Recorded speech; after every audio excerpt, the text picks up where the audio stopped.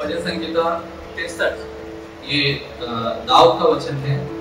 दाऊद ने गाया हुआ ये गीत है, जहाँ पे वो एक पहला 2 वचन में हम देख सकते हैं वो संकट में पड़ा हुआ है।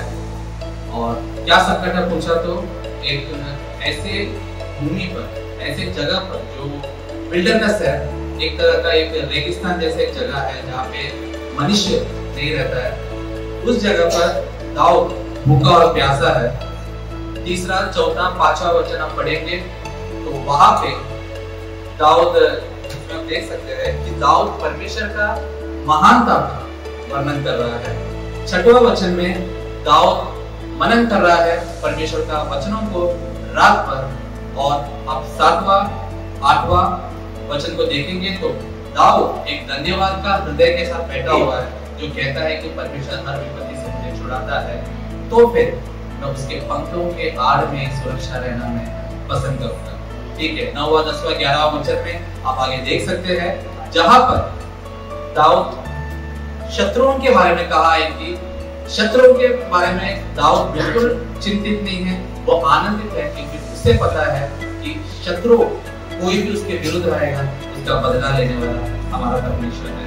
तो नया नियम के हिसाब से अगर हम देखेंगे तो यीशु मसीह हमारे लिए आया, हमारा जीव था, उसका शिक्षा ये है कि अगर हमारा कोई भी शत्रु अगर रहेगा तो उसे माफ करना है, हमें माफ करना है। और उसका वो खुद एक आदर्श बना, जहाँ पे हम देख सकते हैं जब क्रूस पर मर रहा था, जिसने उसको सूली पर चढ़ाया, उसके लिए उसने प्रार्थना की, हे पिता इन्हें माफ करिए, नहीं जानते क्या कर रहे हैं। उसको फॉलो करते हुए हम देख सकते हैं स्टेफानस ने भी वही किया कि जो उसको पत्थरवाह कर रहे थे, शाऊल जो बाद में पौलुस हुआ, उनके लिए उसके लिए भी उसने यही प्रार्थना किया कि इन्हें माफ कर। क्योंकि माफ जब हम करने इसके लिए कहता है, क्योंकि जब हम ऐसे प्रार्थना करता है तो 2 चीज हो सकता है, एक तो व्यक्ति का मन परिवर्तन हो सकता है, या फिर वो कठोर करेगा, वो उसका बदला परमेश्वर लेगा। हम बदला लेने जाएगा तो परमेश्वर अपना हाथ बंद करके बैठा रहेगा, या अगर हम परमेश्वर को इंस्ट्रक्ट करेगा कि उनका बदला ले तो भी परमेश्वर कुछ नहीं करेगा। हमें सिर्फ माफ करना है, बदला परमेश्वर राइचियसली धार्मिकता के साथ करता है, क्योंकि वो धर्मी है। मैंने बाइबल में देखा था तो उसमें लिखा है कि परमेश्वर कहते हैं vengeance is mine, I avenge करके लिखा। तो मैंने सोचा ये एवेंज करके, रिवेंज करके नहीं लिखा है, एवेंज करके क्यों लिखा है? रिवेंज और एवेंज में मतलब में फर्क है, तो उसमें तो ऐसे ही लिखा है बदला लेना, हिंदी में भी वैसे ही लिखा है बदला लेना। लेकिन मैं ये चीज मेरे को सोचने में मजबूर हुआ कि बाइबल में परमेश्वर एवेंज लेगा करके क्यों लिखा है, रिवेंज क्यों नहीं? फिर बाद में मेरे को जो समझा ये है, एवेंज मतलब राइचियसली बदला लेना, राइचियसली दंड लेना। हम जो मनुष्य जो लेता है वो रिवेंज बन जाता है। क्यों? नफरत से बदला लेना, नफरत से रिवेंज लेना। इसके लिए हम परमेश्वर को लड़ाई छोड़ेगा तो परमेश्वर राइचियसली दंड देता है, राइचियसली बदला लेता है। अगर तीसरे वचन में लिखा है वो विलंब से क्रोध और अति दयालु है। इसका मतलब परमेश्वर का प्रेम जितना पवित्र है उसका क्रोध भी उतना पवित्र है।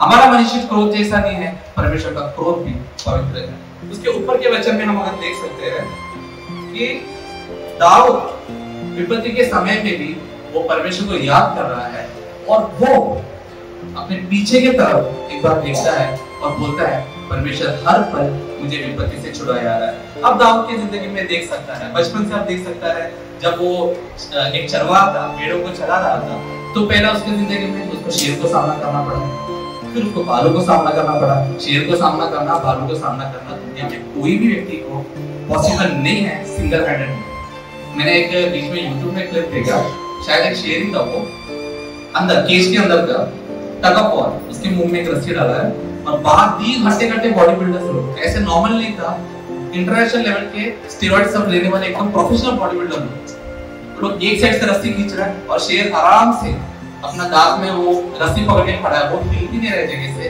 मतलब इतना शक्तिशाली है शेर। उसको जवान छोटा बालक दाऊद ने उसको सामना किया, उसको मार के रहा है, बालों को मार के रहा है। क्योंकि अगर परमेश्वर का फेवर और मर्सी हमारे ऊपर है, दया हमारे ऊपर है, तो कितने भी बड़ा विपत्ति आएगा वो हमारे लिए एक छोटी सी बात हो सकता है। शायद अगर आपको देखकर लोग, आप बहुत बड़े विपत्ति से गुजर रहा है, आपको देखकर बोलते हैं अरे यार आपका लाइफ कितना मस्त है, कितना आनंद है, ये केवल मसीह लोग की जिंदगी में भाग्य है विपत्ति के समय में आनंद होना, क्योंकि मसीह में केवल परमेश्वर का शांति और आनंद मिलता है, क्योंकि हमारा जो शांति और आनंद है वो संसार देने जैसा नहीं है। Hallelujah, praise the Lord. तो इसमें दाऊद भी परमेश्वर पर आसरा किया है कि मेरा जो लड़ाई है परमेश्वर लड़ेगा, क्योंकि उसके बाद आप देख सकते हैं गोलियत का भी उसने सामना किया इस्राएलियों को बचाने के लिए।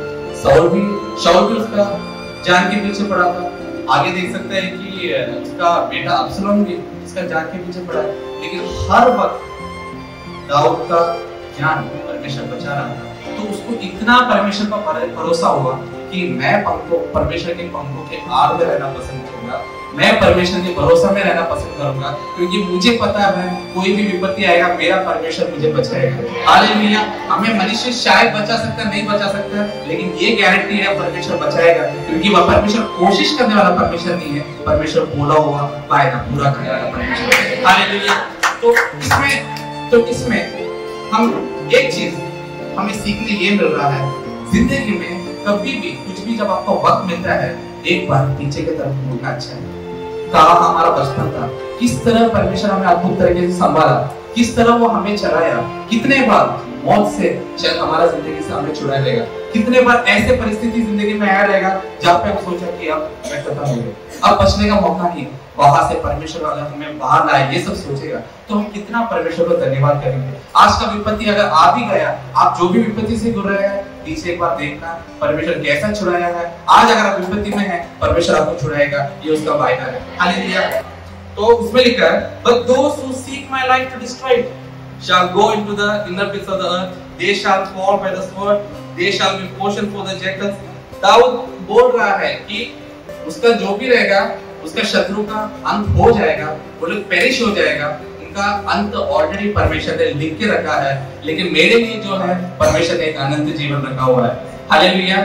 हम जब परमेश्वर से कुछ प्राप्त करता है, हम कितने लोग हर पल धन्यवाद करता है कि परमेश्वर ने मेरे जिंदगी में कितना बड़ा अद्भुत कार्य किया। अक्सर कुछ परमेश्वर अगर जिंदगी में विपत्ति आता है तो एक तो इंसान कुड़कुड़ाता है या फिर प्रार्थना करता है परमेश्वर दे दो, लेकिन हमें धन्यवाद करना चाहिए। ये दाऊद का जिंदगी से हमें सीखने मिलता है। अब परमेश्वर अगर कुछ देता है तो ऐसे मैंने प्रार्थना सुना है, परमेश्वर कोटि कोटि धन्यवाद। परमेश्वर को शॉर्टकट में कोटि कोटि धन्यवाद नहीं चाहिए, अब करना है कोटि कोटि बार धन्यवाद करो।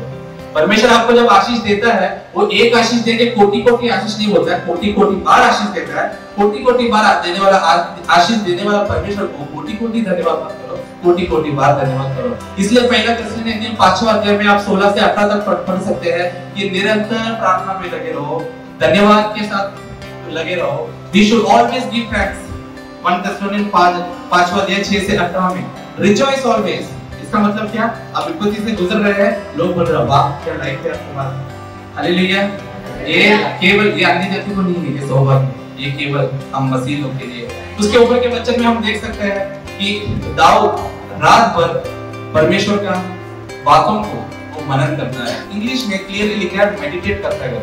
मेडिटेशन को बहुत इंपॉर्टेंस देने वाला व्यक्ति है दाऊद को दिन में जितना मेडिटेट करो वो कम पड़ता है, दाऊद रात भर मेडिटेट करता है। इसलिए भजन संहिता 1 का पहला, दूसरा, तीसरा वचन पढ़ सकता है। Blessed is the man who walk not in the counsel of ungodly, nor stand in the way of sinners, nor sit in the seat of scornful, but his delight is in the law of the Lord, and he will meditate his law day and night. He shall be like a tree planted by rivers that brings forth fruit in the season, whose leaves shall not wither, and whatever he does shall prosper। अगर हिंदी में मैं अगर short में बताऊं तो जो लोग पापियों के मार्ग में नहीं चलता है, जो लोग अधर्मों का काम नहीं करता है, वो लोग धन्य लोग हैं, क्योंकि उनका हृदय हमेशा परमेश्वर पर बना रहता है। वो परमेश्वर का वचन को निरंतर मनन करता है, दिन रात मनन करता है, और उनकी जिंदगी में वो जो कुछ भी करता है उसमें वो सफलता पाता है। हालेलुया।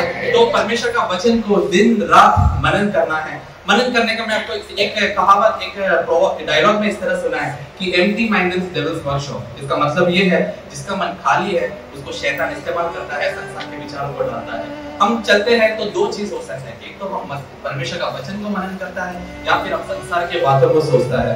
संसार के बातों को सोचता है, संसार किस तरह का बातों को सोचता है। मैं रास्ते में लोगों को देखा अकेला हंसते हुए जा रहा है, फोन पे बात नहीं कर रहा, अकेला हंसते हुए जा रहा है, अकेला अकेला बड़बड़ाते हुए जाता है। तो संसार के बातों में क्या हो सकता है, पुराने ओल्ड मेमोरीज हो सकता है, मित्रों के साथ जिस तरह का मजाक मस्ती करता है वो बातें हो सकता है, या अपने भविष्य के बारे में हो सकता है, फाइनेंस के बारे में हो सकता है, या किसी ने आपके साथ बुरा व्यवहार किया, कैसा किया वो हो सकता है, उनका बदला में क्या करेगा उनकी कल्पनाएं हो सकता है। तो अलग अलग संसार के बातें हमारे मन में जो आता है वो हमारा हृदय को भ्रष्ट कर देता है। इसलिए वचन में लिखा है हम परमेश्वर को और संसार को दोनों को साथ में लेकर नहीं चल सकता है, हमें कोई भी एक चलना है। हालेलुया। तो इसके लिए हमें हमेशा निरंतर मनन करना है। मैं मनन करने के लिए यहाँ पे जो नए जो विश्वास में आए हैं, या फिर जो लोग पहले बार आए, या फिर जो लोग बाइबल अभी तक पढ़ना स्टार्ट नहीं किया, मैं ऐसा कोई है तो मैं उनको प्रोत्साहन करके बताना चाहूंगा कि आप बाइबल जब भी पढ़ना स्टार्ट करेगा, कुछ चीजें हैं जो आप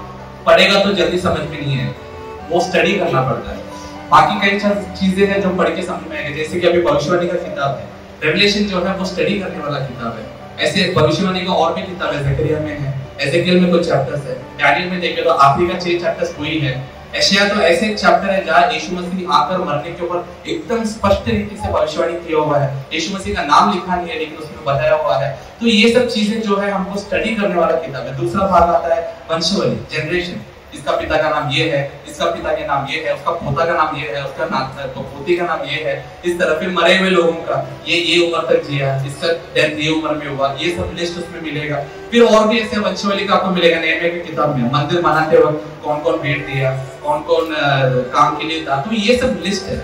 और ये सब लिस्ट का अगर आप मतलब निकालेगा तो उसमें कई नाम ऐसा है, गॉड द प्रोवाइडर, परमेश्वर दयालु है, परमेश्वर प्रेमी है, परमेश्वर का महिमा हो रहा है उसमें नाम जो लिखा है। एक परमेश्वर का दास ने इस प्रकार कहा कि स्टार्टिंग का, उसने हिब्रू का लैंग्वेज थोड़ा सीखा था, उसने स्टार्टिंग का 10 नामों को लिया, 10 नामों को कोई सीक्वेंस में, ऐसा नहीं कि ऊपर नीचे, बाइबल में जो सीक्वेंस है 10 नाम लिया, उसको हिब्रू में ट्रांसलेट किया तो आपको पता है क्या चला, यीशु मसीह का जो संसार में आना, मरना, जी उठना, वो भविष्यवाणी। तो उसमें नाम में तक यीशु मसीह के बारे में प्रोफेसी किया हुआ है। तो इतना पावरफुल है कि वचन में कोई भी चीज व्यर्थ में नहीं लिखा हुआ है। अभी हम इसके भी मोशा का टैबरनेकल के बारे में भी देखेंगे, वो भी स्टडी करने वाली चीज है। हेवनली जो पैटर्न है वो मूसा को बताया गया है, और यीशु मसीह जो है वो ही टैबरनेकल, ट्रू टैबरनेकल। हम हिब्रू 8वां अध्याय 2 से 6 तक और हिब्रू 9वां अध्याय को हम मनन कर सकते हैं कि वो एक टैबरनेकल है, मूसा का हाथ से बना हुआ टैबरनेकल है, वो केवल एक परछाई है।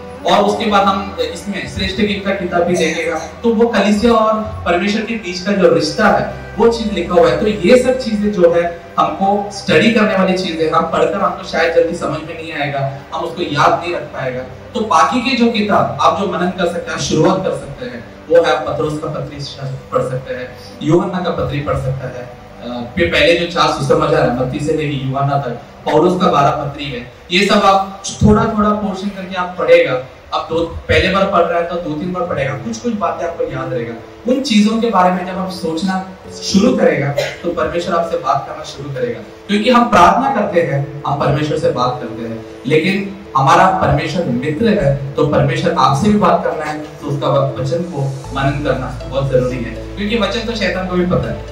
यीशु मसीह का जब परीक्षा लिया गया था, वचन लेके भी परीक्षा लिया था, लेकिन शैतान के पास प्रकटीकरण नहीं है। रेवलेशन केवल मसीह लोग के पास है, क्योंकि मसीह लोग के पास ही पवित्र आत्मा है। जिसके पास पवित्र आत्मा है उसके पास परमेश्वर का रेवलेशन है, परमेश्वर उसके साथ बात करता है। हालेलुया। आगे जो है, मैं पहले वचन से आना चाहिए तो मैं रिवर्स गया। 63 का अगर पहले वचन देखेंगे, यहाँ पे दाऊद के जैसे मुझे संकट पता है, ऐसे जगह पर जहाँ पर मनुष्य का कोई वास नहीं कर रहा, मनुष्य है ही नहीं, तो वो एक जगह पर हम मनुष्य रहता तो क्या करते थे? हम मनुष्य रहता तो बोलते थे कि परमेश्वर खाना दो, खाना दो, खाना दो, या फिर शायद कोई इस्राएलियों की तरफ फुरफुरा सकते थे, या फिर बोलते थे परमेश्वर पानी चाहिए। क्योंकि वैसे एक जगह पे था जहाँ पर दाऊद बहुत थका हुआ था। दाऊद उस परिस्थिति में भी वो अपना शरीर के बातों का फिक्र ना करते हुए वो आत्मिक प्यासा था, आत्मिक भूखा था। वो परमेश्वर से जल पाना चाहता। जल मतलब जीवन का जल। जैसे आप यूहन्ना 4 का 14वां वचन में पढ़ सकते हो, पूरा बोलने के लिए समय नहीं है। समरिया स्त्री को यीशु मसीह बोल रहा है, जो जल मैं दूंगा वो जीवन का जल है, उसको पीने वाला जो है वो तृप्त किया जाएगा। इसलिए मत्ती का आप 5वां अध्याय में पढ़ सकता है किन लोगों को परमेश्वर धन्य कहता है वो देख सकता है। हम मनुष्य शरीर की बातों में कुछ पाने से हम धन्य समझते हैं, लेकिन आत्मिक चीजें जो पाता है, आत्मिक चीजें जो हमें अनंतता तक लेके जाता है, उस चीजों के बारे में धन्य करके कहा जाता है। आप उसमें ये नहीं देखेंगे धन्य है जिसके पास धन दौलत है, धन्य है जिसके पास गाड़ी बंगला है, धन्य है जिसके पास इज्जत और शोहरत है। नहीं नहीं नहीं, उनका अंत क्या होगा हमें नहीं पता। लेकिन धन्य है, आप 5वां अध्याय का 8वां वचन देख सकते हैं, धन्य है जिसका हृदय शुद्ध है, जिसका परमेश्वर का दर्शन होगा। 5वां अध्याय का 6वां वचन में देख सकता है, धन्य है जो राइचसनेस के लिए भूखा और प्यासा है, उनको तृप्त किया जाएगा। राइचसनेस के लिए भूखा प्यासा है, इंग्लिश में दूसरा वर्षन में जस्टिस करके दिया हुआ है, हिंदी में नीति करके दिया हुआ है। तो राइचस तो दाऊद जो है ऐसे परिस्थिति में भी भूखा और प्यासा था। अगर जब हम बोलते थे हमारा शरीर में जरूरत है, हमको पानी चाहिए, हमको प्यास चाहिए, हमको भूख लगा है, भोजन चाहिए, हम रोएगा, शायद परमेश्वर हमको भोजन दिया भी रहता था अपने दूध को बेचकर, क्योंकि हम उसके स्वरूप हैं, हम उसके संतान हैं, तो हमारा प्रार्थना को जरूर उत्तर देता है। शायद फिर हम यहाँ पे आके गवाही भी देता था। अगर कोई हमारे गांव के रह तो वो इस तरह गवाही भी देते थे कि परमेश्वर का स्तुति हो, मैं ऐसा एक निर्जल देश में था, वहां पर मैं ऐसा भूखा और प्यासा था, मैंने गिड़गिड़ा कर घुटने में आके प्रार्थना किया, परमेश्वर जिस तरह एलिया को पक्षी भेजकर भोजन दिया, उस प्रकार परमेश्वर ने अपने दूतों को भेजकर मुझे भोजन खिलाया। शायद कुछ लोग रोते भी थे, लेकिन मैं उसके खिलाफ नहीं हूँ। परमेश्वर जरूर देता है अपने प्रेम करने वालों को, जो मांगता है वो देता है, वो गवाही है, उसका महिमा के लिए बोलते हैं। लेकिन उस समय परमेश्वर जो चाहता था वो दाऊद ने किया। मतलब शरीर की जरूरत के टाइम में शरीर को प्रिय न जानते हुए उस समय में भी वो आत्मिक भोजन और आत्मिक जल प्राप्त करना चाहता था, आत्मिक रीति से तृप्त होना चाहता था। क्योंकि शरीर में जब भूख लगता है, शरीर में प्यास लगता है, शरीर को महसूस होता है। आत्मा को भूख और प्यास लगता है, शरीर को महसूस नहीं होता है। जब हमारा आत्मिक जिंदगी में जब हम चलने लगता है, हमारा प्यास, हमारा भूख आत्मिक ही होता है, हमें जीवन का जल। क्योंकि दाऊद, अगर आप आगे के वचन में देख सकता है, संकट के समय में भी दाऊद परमेश्वर को स्तुति कर रहा है, दाऊद परमेश्वर का प्रशंसा कर रहा है, क्योंकि दाऊद को आत्मिक जल, आत्मिक जो भोजन उसको मिल रहा था, उसमें उसको इतना तृप्त हुआ मानो उसको कोई बड़ा उत्तम पदार्थ उसको मिला हो। मतलब जो व्यक्ति के अंदर बैठने वाला आत्मा, अंदर वास करने वाला आत्मा को अगर हम जानते हैं कि वो सृष्टि नहीं है, वो सृष्टि करता है, यानी फिर प्रपंच का सृष्टि करता है, तो हम संसार के सृष्टि के पीछे नहीं भागेंगे, हम उसको सबसे ज्यादा प्रिय नहीं समझेंगे। दाऊद का भी वही था, उसने शरीर के हेल्थ, पावर, बाकी सब कुछ चीजों से, जैसे कि संसार हम देखेंगे, life is short, enjoy, life is natural. शायद वो अपने लाइफ किसी मित्रों के लिए या प्रेम प्रेमिका आपस में अपनी लाइफ एक दूसरे को दे सकते हैं, लेकिन दाऊद ने अपने लाइफ को प्रिय नहीं जाना, उससे बढ़कर परमेश्वर का प्रेम को उससे प्रिय नहीं जाना। वो परमेश्वर का प्रेम को अपना जिंदगी में हासिल करना चाहता था, और आत्मिक रीति से, क्योंकि हम आत्मा है, आत्मिक रीति से जिस तरह से वो तृप्त हो रहा था, उसे ऐसा लग रहा था मानो उत्तम पदार्थ उसको मिला हो। यही होता है जब हम आत्मिक रीति से चलता है, तो एक उदार पाया हुआ एक व्यक्ति का सबसे बड़ा क्वालिटी है, घटी में भी बहुतायत में भी वो तृप्त रहता है, वो संतुष्ट रहता है। Contentment, being content is the one of the biggest quality of a Christian जो विश्वास में आता है। दाऊद का अगर बात करें तो लोगों का दिमाग में वो एक नेगेटिव ये आता है कि दाऊद ने पाप किया, दाऊद ये सब सोचते हैं, लेकिन दाऊद का परमेश्वर के साथ कितना गहरा रिश्ता था ये देख सकते हैं। दाऊद एक चरवाहा से, दाऊद को पावर मिला, दाऊद को सेना लोग मिला, दाऊद को सक्सेस मिला, लड़ाई में इतना उसका जीत होता था, दाऊद का पोजीशन बदला, राजा बन गया, दाऊद का वेशभूषा बदला, राज्य जैसा राजा के तरह हो गया, राजा का रहने का, उठने का, बैठने का स्थान बदला, राजमहल हो गया, राजा के साथीदार बदला, सब कुछ बदला, लेकिन दाऊद का एक चीज नहीं बदला, वो था दाऊद का परमेश्वर के प्रति जो एटीट्यूड है। परमेश्वर के प्रति जो एटीट्यूड है वो दाऊद का बदला नहीं। इसलिए दाऊद वीर था, कौन था, वो राजा है, वो सोचते नहीं था, वो पवित्र आत्मा में वो आनंदित से नाचता था। लोग दारू पी के टून होता है, नाचता है, वो पवित्र आत्मा में टून होकर नाचना शुरू हो गया। ऐसा एक व्यक्ति था दाऊद, और वो दाऊद अपना पोजीशन के बारे में सोच नहीं रहा है, अपना पावर और पैसे के बारे में सोच नहीं रहा है, वो बोल रहा है Lord cleanse my heart, renew my spirit, do not remove Dai Holi spirit from me. मतलब पवित्र आत्मा को कितना वो महत्व दे रहा था, वो था दाऊद। क्योंकि दाऊद जानता था कि संसार के जो भी चीजें हैं वो क्रैश है, अनंत काल से बढ़कर और कुछ भी नहीं है। दाऊद उसको, उसका वैल्यू को समझता था, उसको सबसे श्रेष्ठ जाना।